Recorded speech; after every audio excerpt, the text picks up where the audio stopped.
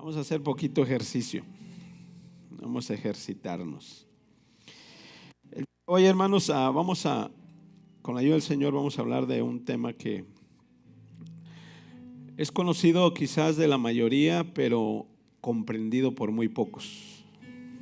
Cuando digo comprendido, es que una cosa es cuando uno dice o piensa, yo lo sé. Esa es una cosa. Y otra cosa es cuando uno lo hace y lo sabe hacer bien.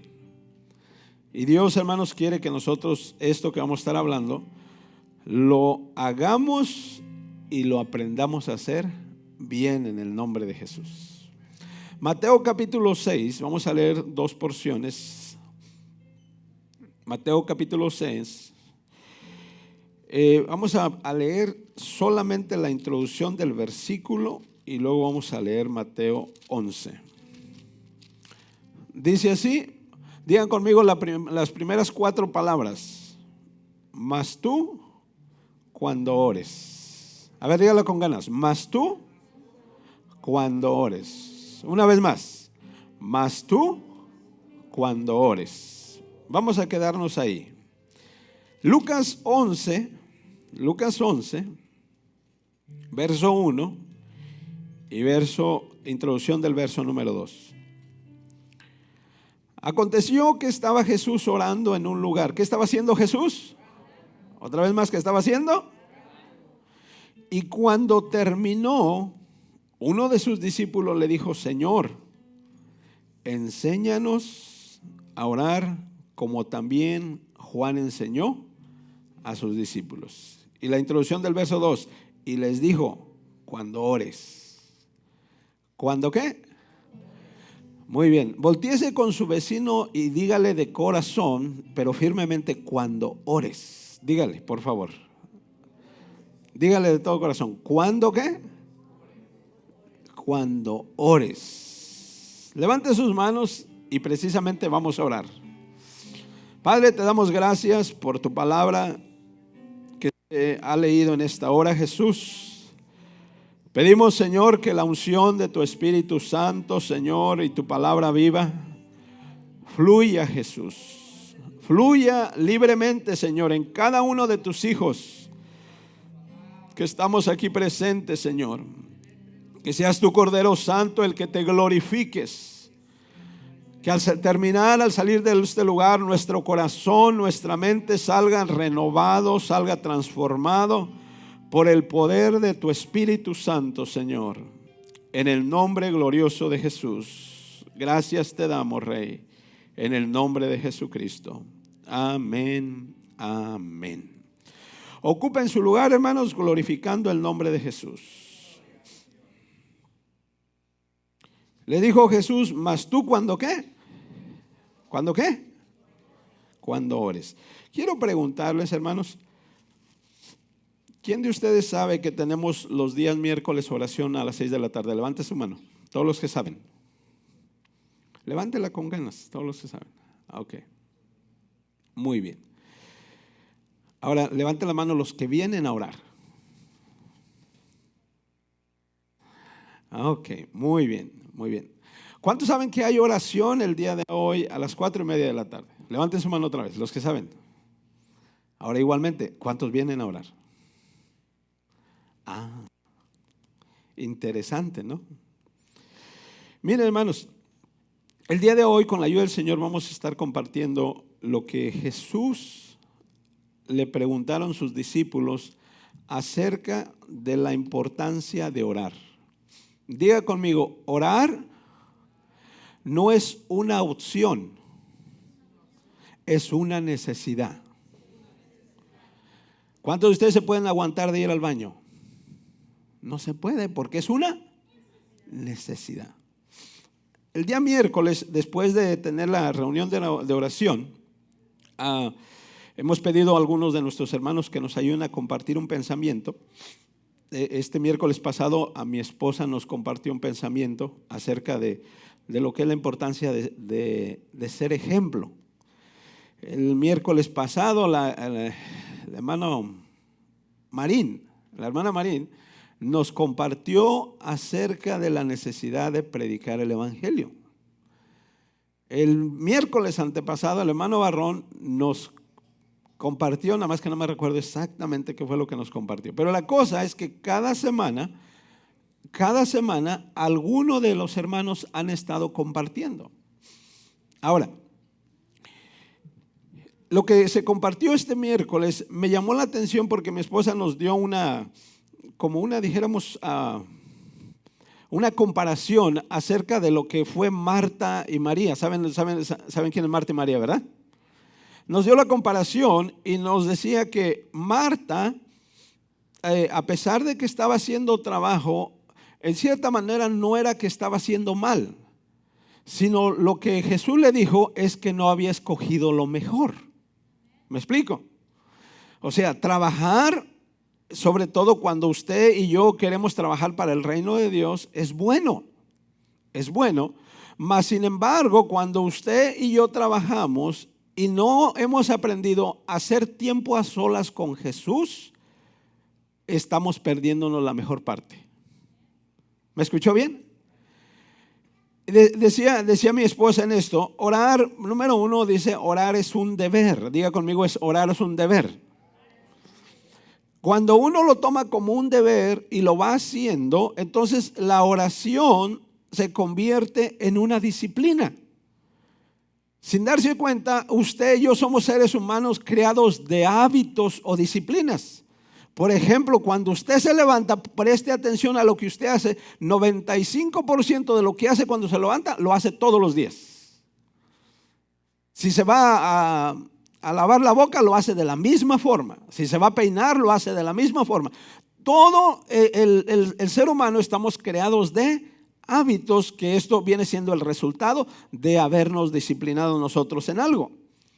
Pero de ahí de ser una disciplina, se convierte la oración en un deseo, en algo que uno lo quiere hacer. Ya no tanto porque es un deber, ya no porque se me ha convertido en un hábito o en una disciplina, sino porque mi alma desea hacerlo. Y luego de ahí, de un deseo, se convierte en un deleite. Ya cuando usted se goza, se alegra de estar en la presencia de Dios. Y llega al punto final que esto se convierte, bien, en una desesperación. Que cuando usted no lo hace, siente que algo le hace falta. Cuando usted no lo hace, dice, algo me hace falta. Ya no, su espíritu, su alma ya no están contentos porque hay algo que le hace falta.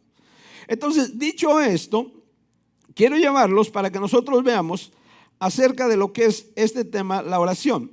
Y quiero hacerles una pregunta que quiero que consideremos. Voy a hacer algunas cuantas preguntas para considerar. Los discípulos le dijeron al Señor, enséñanos a orar.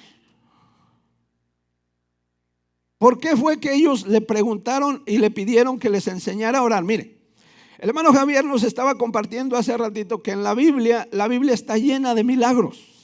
Y es cierto, desde Génesis hasta Apocalipsis, la Biblia está llena de milagros.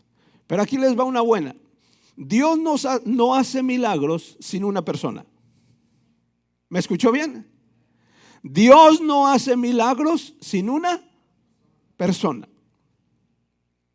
Entonces, cuando uno se queda pensando, bueno, ¿por qué fue que le dijeron, Señor, enséñanos ahora? Mire, yo me imagino los discípulos, por ejemplo, ellos miraban cuando el Señor resucitó a Lázaro, miraron cuando caminó sobre el agua, miraron cuando aquella persona, mujer que estaba enferma de flujo de sangre, en el momento la sanó, miraron cuando resucitó al hijo de la viuda de Naín. O sea, ellos miraron muchos milagros. La pregunta es, ¿por qué no le dijeron al Señor, enséñanos a hacer milagros? Dígame honestamente, ¿qué nos llama más la atención? ¿Hacer milagros u orar? Nos llama más la atención ¿qué? Hacer milagros. Que ponga manos sobre el enfermo y ¡pum! Sanó en el nombre de Jesús. Pero ellos no le dijeron eso. ¿Qué fue lo que le dijeron? ¿Qué fue? Enséñanos a orar. Ahora, otras preguntas que quiero que consideremos nosotros. Fíjese bien. Una de las cosas que nosotros tenemos que entender y tenemos que recordar claramente en nuestro corazón o en nuestra vida es lo siguiente. Fíjese bien. ¿Cuántos creen que Dios lo puede hacer todo? ¿Cuántos creen que Dios lo sabe todo? ¿Cuántos creen que Dios está en todo lugar? Ahora, si lo puede hacer todo y lo sabe todo y está en todo lugar, ¿para qué oramos?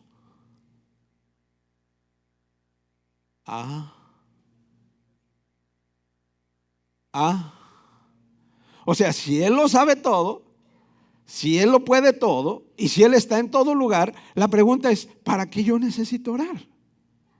Como alguien dijo, mira Señor, aquel que muy bíblico, no, mira Señor, como tú ya lo sabes todo, aquí está una lista de todo lo que quiero, ahí te dejo, Dios te bendiga y good night. O sea, si Él lo sabe todo, lo puede todo y lo conoce todo, pensemos, ¿por qué o para qué oramos? Buena pregunta, ¿no? Dios, al cabo tú ya sabes todo. Dios sabe lo que necesitamos, ¿sí o no? Dios sabe el deseo de nuestro corazón, lo que queremos, ¿sí o no? O sea, Dios lo conoce todo. Si Él ya lo sabe, entonces ¿para qué se lo digo? Mire, estas son preguntas que obviamente de alguna manera estas preguntas tienen una respuesta. Fíjese bien. Dios, a pesar, escuchen bien lo que les voy a decir. Les voy a decir algo que posiblemente les va a dejar pensando y quiero que piensen, por favor. A pesar de que Dios es todopoderoso, Dios está limitado. ¿Cómo dijo? A pesar de que Dios es todopoderoso, Dios está limitado. ¿Qué no sería contradictorio eso? ¿Cómo es que es todopoderoso y cómo es que está limitado? Miren, en la soberanía de Dios y en el poder de Dios, fíjense bien lo que le voy a decir. Todo lo que Dios habla se convierte en ley. Vuelvo a repetir, todo lo que Dios habla se convierte en ¿qué? ¿Se convierte en qué? En ley. Entonces, cuando Dios habla, aquello que Dios habló, eso se establece como una ley, y siendo esa misma ley, Dios mismo se limita a la ley que Él mismo estableció. Ahora uno dijera, ¿por qué es que Dios se limita? Porque miren, si Dios nos cambiara todas las cosas todo el tiempo, ¿podríamos confiar en Él? ¿Podríamos confiar? No. Porque hoy nos dice una cosa, mañana nos dice otra cosa diferente. Por eso dice su palabra, sea Dios veraz y todo hombre mentiroso. O sea, ¿por qué es que Dios se limita? Se limita porque lo mismo que Él ha hablado por medio de su palabra se convierte en una ley para los hombres y para Dios mismo. Ahora, cuando nosotros vamos entendiendo esto, fíjense bien, si cuando Dios habla, Dios se limita por su palabra que se convierte en ley, y de tan soberano que es, Él mismo no viola la propia ley que Él estableció. Por ejemplo, le dijo a los mares, cuando hizo la separación, sepárese las aguas de los mares, ¿se ha vuelto a cubrir toda la tierra? No, porque Dios dijo y así es. Dijo Él, por ejemplo, en el principio, sea la luz, y fue la luz. Y luego dice, sepárese la noche del día. Hizo una separación, hizo las grandes lumbreras, la lumbrera mayor para que alumbrase de día y la lumbrera menor para que alumbrase de noche. ¿Eso se ha acabado? No. Todo lo que Dios hace es ley. Pero ahí va. Lo que Él dice por su palabra, Él mismo se ve comprometido a cumplir su misma ley. ¿Me escucharon lo que les dije? O sea, Él dijo que esto va a ser así, y lo que Él estableció Escuchen bien, como una ley, él mismo se ve obligado a cumplir esa ley. Ahora, ¿cuál es el problema para algunos de nosotros? Y aquí va. El problema número uno que yo miro es que la mayoría no conocemos la ley de Dios. ¿Me escuchó bien? No conocemos la ley de Dios y la razón sencillamente por qué no conocemos la ley de Dios es porque no la estudiamos. Si hay algo que usted y yo debemos de poner en nuestro corazón es ser conocedores de la ley de Dios. Mire, cuando uno va entendiendo que Dios al establecer su palabra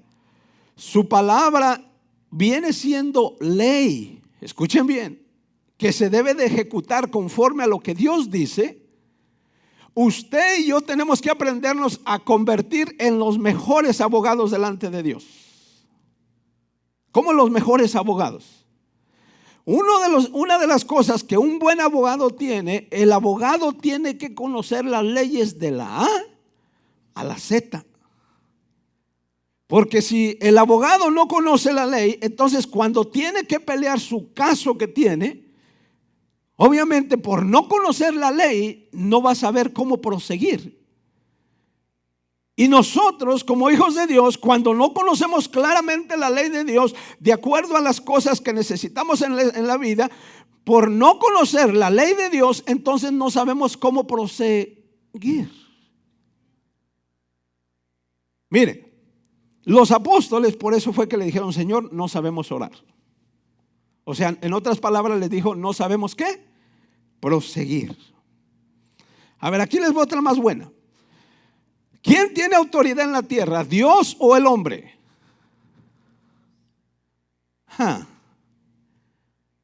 ¿Quién tiene autoridad en la tierra, Dios o el hombre?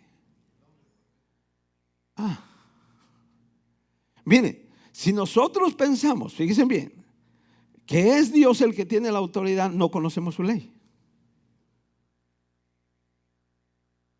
Génesis capítulo 1, cuando Dios ha creado al hombre, le dice al hombre, dice en el capítulo 1, verso 26 al 28 por ahí, le dice que el hombre señoree. La palabra señorear se trata de gobernar. Se trata de dirigir, de cuidar. Miren, los que son patrones aquí pueden entender un poquito mejor. Si usted es el patrón o usted es el mayordomo, ¿quién manda? El patrón es el que manda. Dios en la tierra a usted y a mí nos ha puesto como patrones, y es una de las cosas que no entendemos. Híjole, ya lo estoy perdiendo, ¿no? Cuando uno entiende que Dios me ha puesto a mí para gobernar, me ha puesto para señorear, entonces yo voy a hablarle a Dios de una manera diferente. Por ejemplo, si alguno de ustedes me dice: mire, Faustino, usted va a hacer esto así, así y así, y yo lo hago tal como ustedes me lo dijeron, y luego el día de mañana me viene a decir: no, pero no lo deberías de hacer así, yo le voy a decir: ¿sabe qué? Discúlpeme, pero usted me dijo que lo hiciera así. ¿Me explico? Entonces, cuando uno no conoce la ley de Dios, honestamente uno no sabe orar. Nosotros hay veces que nos jactamos, y perdóneme la expresión que voy a decir, porque decir: yo ya no rezo, pero no sabemos orar. Como alguien dijo, salimos de Guatemala y entramos a Guatepeor. Si hay algo que Jesús, fíjese bien, quiere, es que usted y yo podamos conocer su ley divina, para que al conocer su ley divina podamos nosotros hablarle a Él conforme a su ley. ¿Me escuchó bien? Miren, les voy a dar un ejemplo bien sencillito.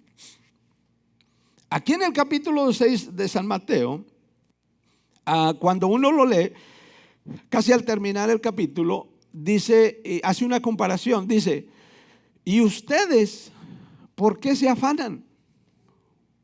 Y la comparación que hace, vean ustedes los lirios del campo y las aves que no siembran ni riegan, y vuestro Padre Celestial las alimenta. Y hace la pregunta y dice de esta manera: ¿no valéis vosotros más que estas aves?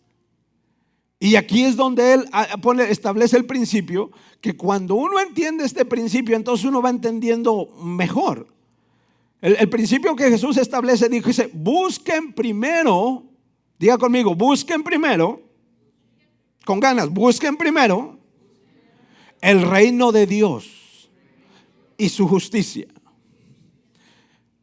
Romanos dice que el reino de Dios no consiste en comida o en bebida.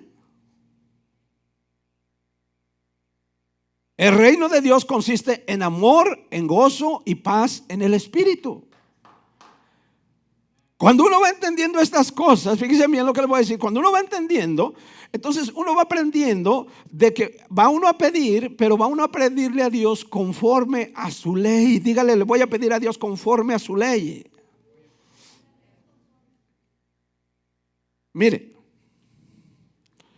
una de las leyes que Dios estableció, y aquí nosotros tenemos que tomarlo en cuenta. Dice el libro de Juan, Dios es espíritu. ¿Qué es Dios? ¿Qué es? Ok, aquí le va. Un espíritu sin un cuerpo en esta tierra es ilegal. Un espíritu sin un ¿qué? Sin un cuerpo en esta tierra es ¿qué? En otras palabras, el espíritu no puede estar. Mire, miramos nosotros cómo, fíjese bien lo que les voy a decir. Después de que Dios había formado al hombre, estaban los dos muy contentos, muy tranquilos en el huerto del Edén. Yo hago una pregunta. Cuando el espíritu de Satanás entra en el cuerpo de la serpiente, ¿ustedes creen que Jesús no sabía eso? ¿Que Dios no sabía eso? La pregunta es, ¿por qué Jesús no intervino? ¿Por qué Dios no intervino en ello? Porque si Él hubiera intervenido, fíjese bien lo que voy a decir, nos hubiéramos evitado muchos dolores de cabeza. Pero Él mismo, como tiene una ley establecida, un espíritu sin un cuerpo en la tierra no es legal. Entonces, cuando Satanás entra en el cuerpo de la serpiente, Satanás se hace legal. Mire, para que lo entiendan un poquito mejor, fíjense bien. ¿Se acuerda cuando Jesús se encuentra aquel que estaba endemoniado? Y le dicen, Jesús, hijo de David, ¿por qué vienes a atormentarnos? Escuche bien. Cuando ellos le dijeron, ¿por qué vienes a atormentarnos? Fíjese bien lo que hicieron ellos. Le dijeron, como ellos sabían, escuchen bien lo que les voy a decir, como ellos sabían que un espíritu sin un cuerpo es ilegal, entonces los mismos espíritus le dijeron a Jesús, permítenos ir a los puercos. ¿Por qué le dijeron que les permitiera ir a los cuerpos? A los puercos. Porque ellos sabían que si no podían estar en un cuerpo, ¿eran qué? Ilegales. Entonces, ¿quién estableció esta ley? De que un espíritu sin un cuerpo es ilegal. Ahí le va. A ver si la agarra esta. Fíjese bien. En Génesis capítulo 1, cuando Dios, dice la Biblia, dice que hizo al hombre. La palabra hombre, o en otras palabras, lo que es ser humano, la palabra humano está compuesto de dos palabras. Una es humus que quiere decir espíritu, y la otra men, que quiere decir tierra. Humas, o sea, no. ¿Hizo Dios primero al espíritu del hombre o hizo al cuerpo del hombre? Piense por un momento. El espíritu del hombre ya Dios lo había creado desde antes de la fundación del mundo. ¿Me escuchó bien? Dice la Biblia que Dios nos creó a nosotros desde antes de la fundación del mundo. Pero para que su espíritu y mi espíritu fueran legal en esta tierra, se necesitó formar un cuerpo. Ahora entendamos esta cosa mejor. Hay veces que nosotros decimos, yo tengo un espíritu. Y lo correcto que debemos decir, mi espíritu tiene un cuerpo. ¿Me explico? O sea, cuando Dios forma al hombre, primero el espíritu ya estaba creado. Dios ya lo había creado. Pero a ese espíritu le hacía falta un ¿qué? ¿Qué le hacía falta? Le hacía falta un cuerpo. Entonces, el mismo que creó esto es el mismo que estableció la ley. Un espíritu sin un cuerpo no puede estar. Por eso nosotros miramos lo siguiente, fíjese bien. Cuando Dios ha creado a Adán y Eva, vemos que dice que el Espíritu de Dios, ¿verdad? Dice, cuando estaba Adán y Eva estaban en el jardín del Edén, el Espíritu de Dios se paseaba por el jardín del Edén.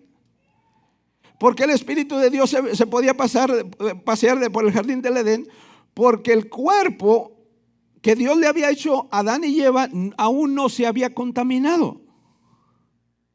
En otras palabras, el cuerpo que Dios les había dado aún no habían pecado. No estaba corrompido. Entonces, en un cuerpo que no está corrompido, el Espíritu de Dios se puede mover. Pero en un cuerpo que está corrompido, el Espíritu de Dios no se puede mover por causa de la corrupción. ¿Quiere que le explique un poquito mejor esto? Mire, vea.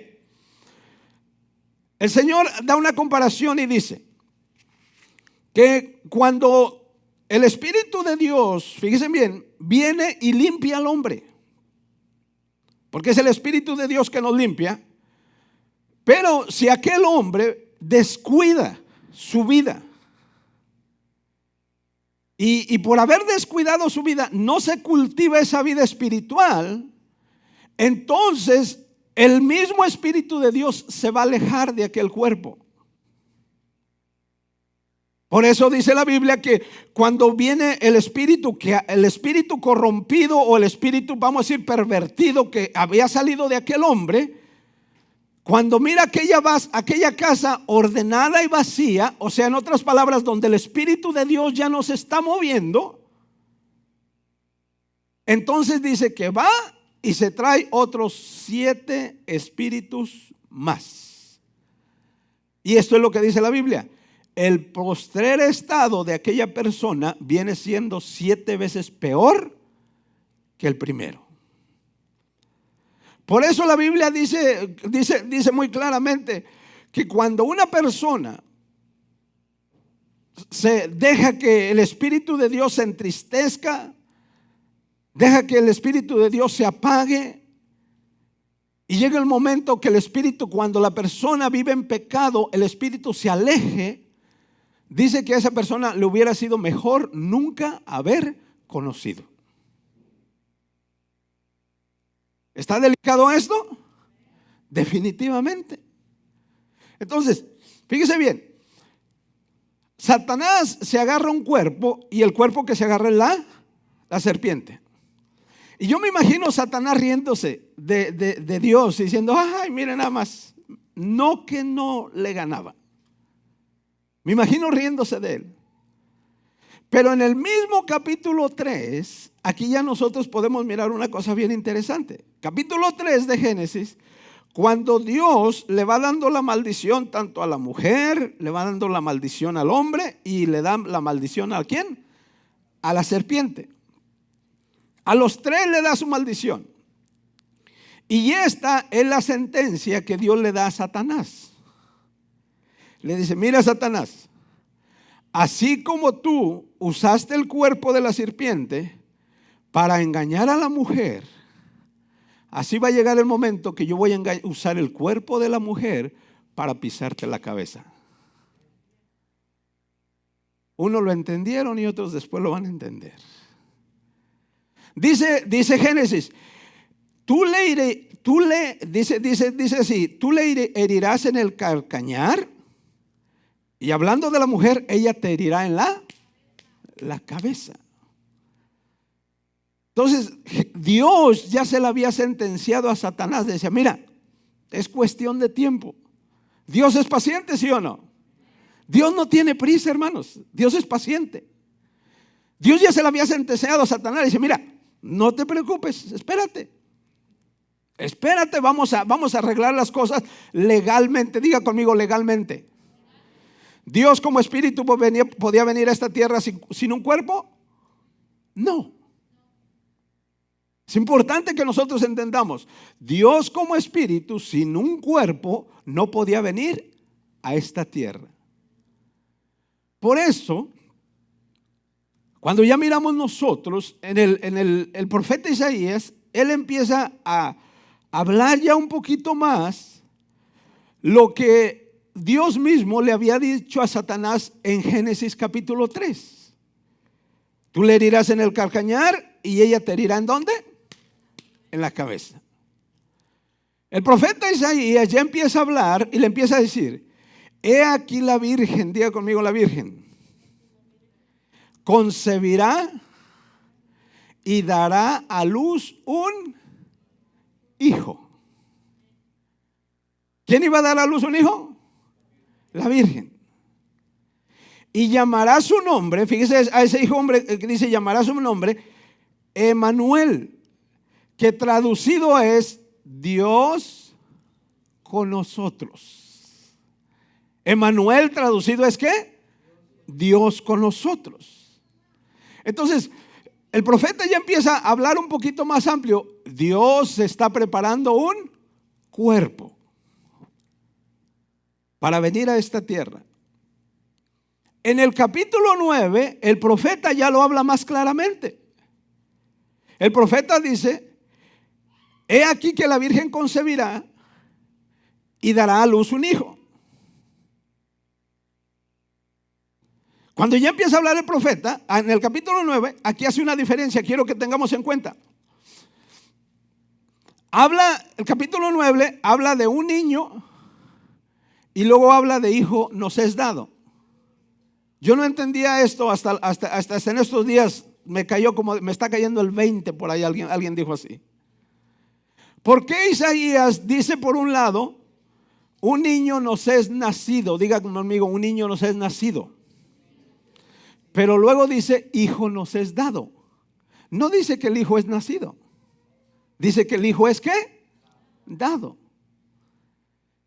Yo había escuchado mucho que en Jesús existía la doble naturaleza.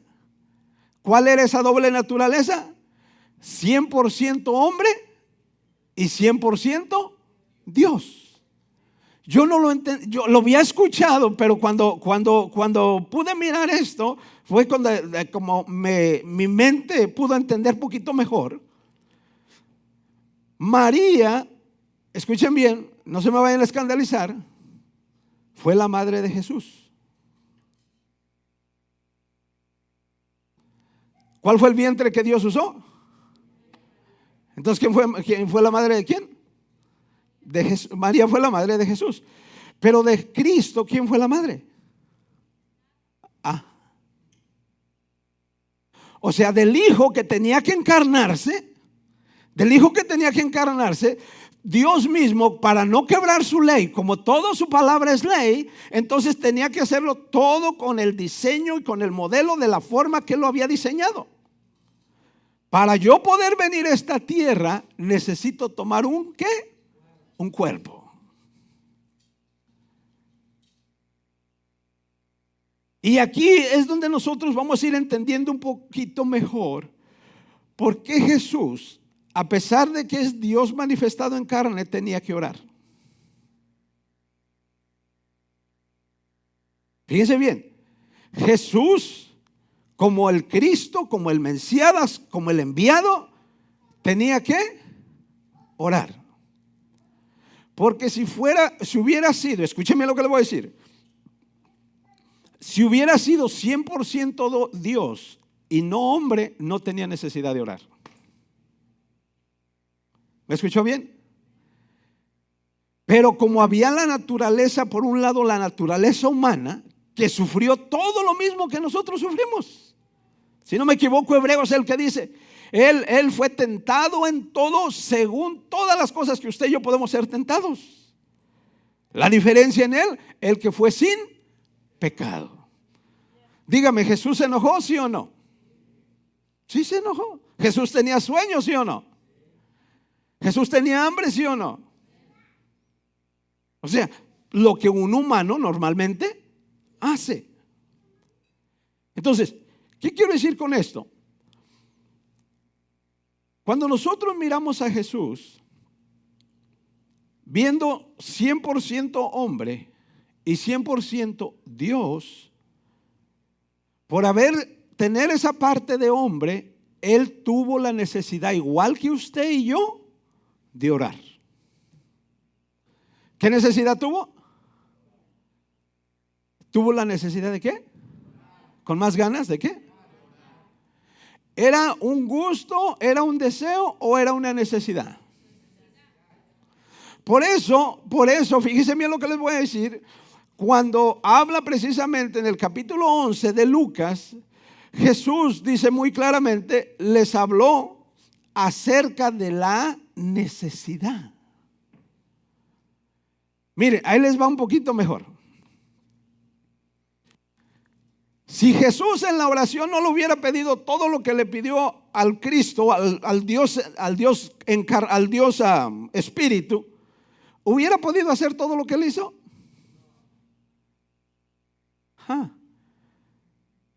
Si usted y yo queremos hacer las cosas sin la oración, ¿vamos a poder hacerla? No.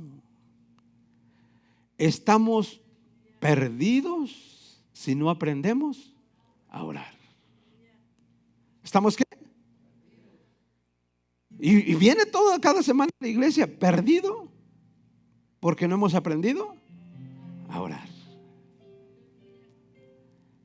La oración es la parte principal que va a mover la mano de Dios.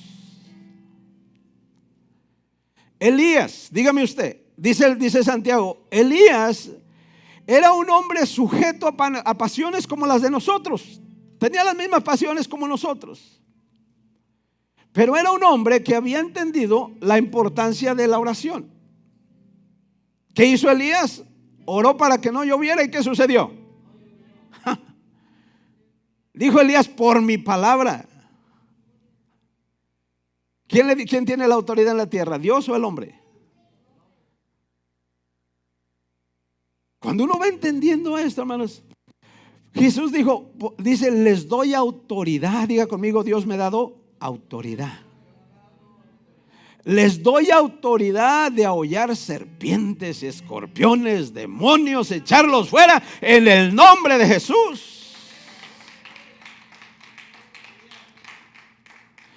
Por eso Jesús, fíjese bien lo que le voy a decir, cuando Él está ya para ascender a los cielos, escuche bien esto, cuando Él ya está para ascender a los cielos, les dice a los discípulos, no se me vayan de Jerusalén. ¿Por qué fue que le dijo que no se fueran de Jerusalén? Les dijo, ¿hasta qué? Hasta que reciban o hasta que sean revestidos del poder de lo alto. Pregunta: ¿Jesús como hombre podía estar dentro de nosotros?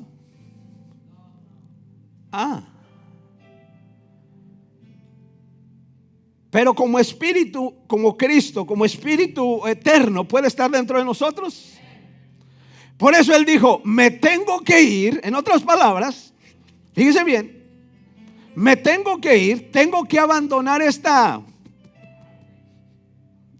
casa porque me voy a preparar otra mejor.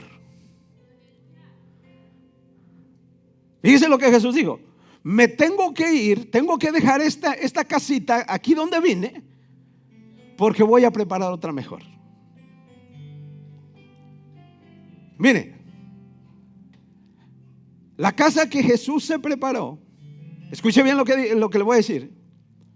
Dice la Biblia que usted y yo somos el cuerpo de Cristo. ¿Dice así, sí o no?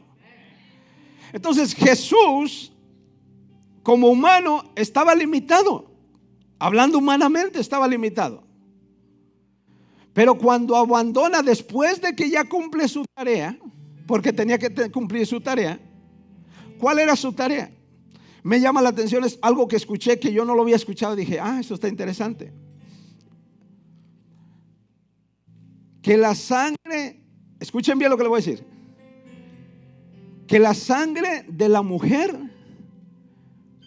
no se mezcla con la sangre del bebé. Cuando escuché eso me quedé, ¿cómo que la sangre de la madre no se mezcla con la sangre del bebé? Entonces, ¿cuál ADN tenía Cristo? ¿El ADN de la sangre de María o del Todopoderoso? La sangre de María estaba contaminada como la tuya y como la mía. Pero la sangre que el Todopoderoso depositó en el cuerpo de Jesús estaba limpia, estaba pura y estaba sin mancha. Por eso dice Jesús, por su palabra, dice, el apóstol Juan dice, y la sangre de su Hijo, diga conmigo, la sangre de su Hijo nos limpia de todo pecado. La sangre de Jesús es la que nos limpia de todo pecado. Mire, quiero ir terminando con esto y después vamos a seguir con la ayuda del Señor. Fíjese bien. Cuando Jesús es crucificado, ¿murió el cuerpo o murió el espíritu? ¿Qué fue lo que murió? El cuerpo.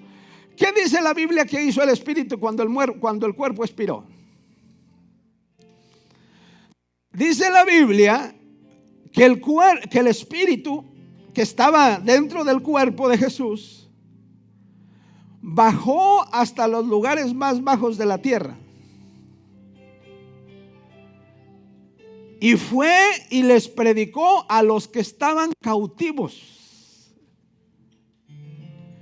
Yo me imagino a Satanás diciéndole cuando dice que llega hasta lo más bajo de la tierra, que tenemos la idea de que es el mismo infierno. Cuando llega Jesús en espíritu, cuando llega Cristo en espíritu, yo me imagino al diablo diciéndole a Cristo: hey, espérate, tú no puedes venir aquí porque estás ilegal, no tienes un cuerpo. Y yo me imagino a Cristo diciéndole a Satanás: espérate, si tengo uno, no más que ahorita lo tengo congelado. Si tengo un cuerpo, nada más que tuve que venir acá donde están los espíritus encarcelados como espíritu para arrancar las llaves del Hades, de la muerte y del infierno. Aleluya. Vine a arrancar las llaves del Hades, de la muerte y del infierno.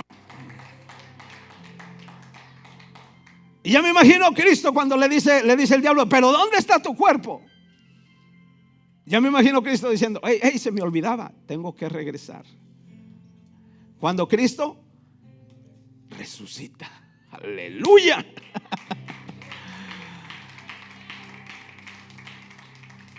Un espíritu sin un cuerpo en esta tierra no puede hacer nada. Ahí le va esta más fuerte. Dios lo necesita a usted y me necesita a mí. ¿Cómo, hermano? ¿Qué está diciendo usted? Necesita su cuerpo. ¿Qué necesita? Necesita su cuerpo. Necesita su cuerpo. Mientras usted, fíjese bien, no le abra su corazón al Espíritu de Jesús, su cuerpo para Dios es inútil. ¿Es qué? No sirve de nada. Pero cuando usted le abre su corazón a Jesús y le dice: Jesús, ven a morar a mi corazón, entonces Jesús le dice: aquí tengo una nueva casa donde puedo vivir. Y eso es lo que Jesús quiere. Cuando vino como hombre tuvo una sola casa. Hoy tiene millones y billones de casas. Alabado sea Jesucristo. Si usted, escúcheme bien lo que le voy a decir, que ha entregado su vida a Jesús, si usted quiere ver que la mano de Dios se manifieste más en su vida y a través de su vida, usted necesita conocer la ley de Dios como la palma de sus manos. Para que conociendo la ley de Dios, usted le pueda hablar a Dios y le decirle: mira, Dios, tú dices esto, tú dices esto otro, tú dices esto otro, tú dices esto otro, y por eso que tú dices, por eso es que te estoy diciendo. No le estoy reclamando, no le estoy demandando, le estoy diciendo lo que Él dice. Es como cuando los niños dicen: papi, tú me prometiste. Jesús prometió estar con nosotros todos los días hasta el fin del mundo, ¿sí o sí? Esa es promesa. Cuando usted dice: ay, siento que Dios no está conmigo, usted se está olvidando de la promesa de Dios. Se está olvidando de la ley que Dios dejó establecida. Yo le quiero invitar, puestos en pie por favor, le quiero invitar a que reflexionemos en dos cosas. Diga conmigo: este cuerpo es templo del Espíritu Santo. En otras palabras, este cuerpo es templo de Dios.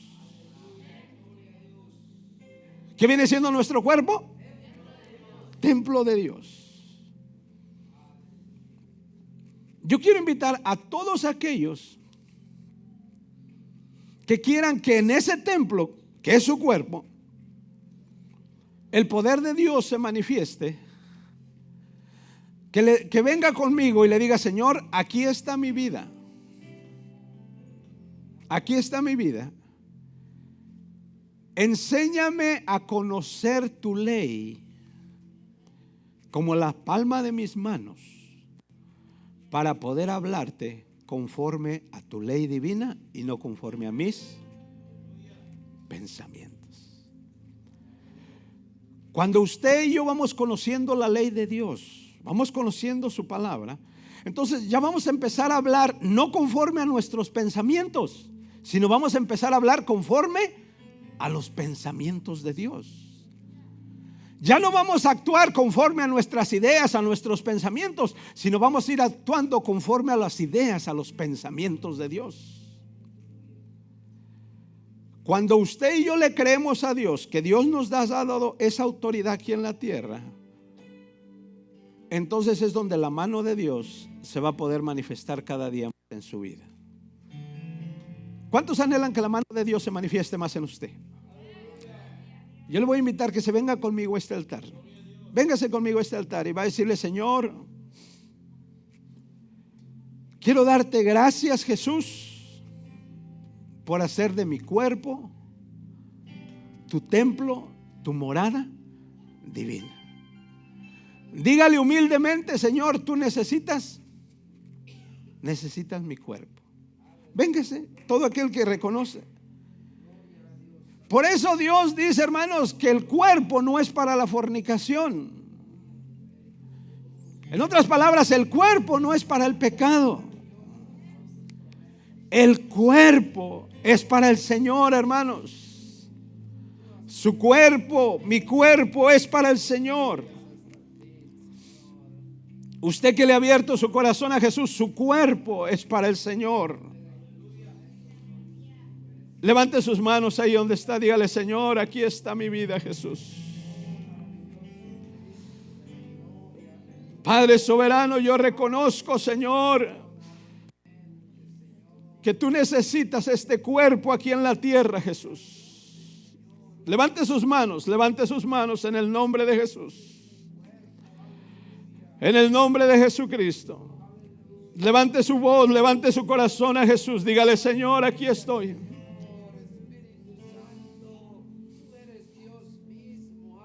Tú dijiste, Señor, no habitaré más en casas hechas de manos, Jesús. No habitaré más en casas hechas de manos. Ahora, Señor, tú habitas en mí, Jesús. Vive en mí, Jesús. Vive en mí, Señor. Vive en mí, Jesucristo. Vive en mí, Cordero Santo. Vive en mí, Jesús. Aleluya. Levanta tu corazón a Jesús. Levanta tu voz al Señor y dile: aquí estoy, Jesús. Lávame, Cristo. Límpiame, Jesús. Purifícame, Señor. Santifícame, Rey. Justifícame ante tu divina presencia, para poder presentarme delante de tus ojos, Jesús, sin culpa, Señor, sin condenación, Jesucristo, sin inferioridad delante de tus ojos, como si nunca, Jesús, como si nunca hubiese pecado contra ti, Jesús. Aleluya, aleluya. Adoremos al Rey, adoremos al Rey, adoremos a Jesús. Aleluya, aleluya. Tu cuerpo es templo, es habitación, es casa, es morada del Espíritu de Dios. Aleluya, Jesús, aleluya. Aleluya, Jesús, aleluya.